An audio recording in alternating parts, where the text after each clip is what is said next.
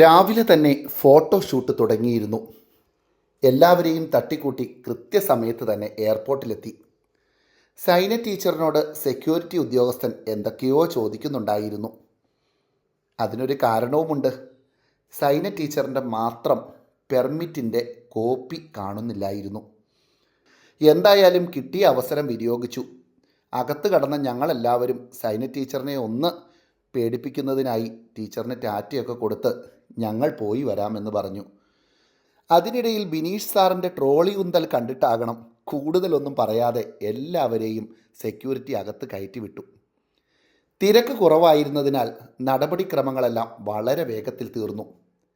യാത്ര തുടങ്ങാൻ ഇനിയും സമയമുണ്ടെന്നറിഞ്ഞ ടീം അംഗങ്ങൾ വീണ്ടും ഫോട്ടോഷൂട്ട് ആരംഭിച്ചു. യാത്ര ആരംഭിക്കാൻ സമയമായി എന്ന അറിയിപ്പ് കിട്ടിയതോടെ എല്ലാവരും സന്തോഷത്തോടെ ഫ്ലൈറ്റിലേക്ക്. ആദ്യമായി ഫ്ലൈറ്റ് യാത്ര ചെയ്യുന്നവരുടെ മുഖത്ത് അല്പം ആശങ്കയും ആകാംക്ഷയും സന്തോഷവും എല്ലാം തെളിഞ്ഞു കാണുന്നുണ്ടായിരുന്നു.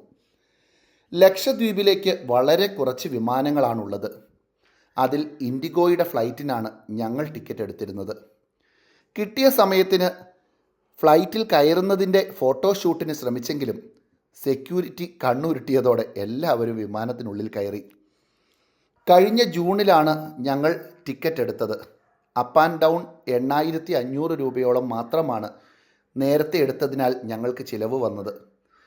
കേരളത്തിൻ്റെ പച്ചപ്പും ഹരിതാഭയും കടലിൻ്റെ വന്യതയും കടന്ന് 1 മണിക്കൂറിനുള്ളിൽ കവരത്തി ദ്വീപ് കണ്ടു. പിന്നീടുള്ള 15 മിനിറ്റ് സ്വർഗത്തിൻ്റെ വാതിലായിരുന്നു. പച്ച, വെള്ള, നീല നിറങ്ങളുടെ സംയോജനം. എത്ര ഭംഗിയായി പ്രകൃതി ഒരുക്കിയിരിക്കുന്നു.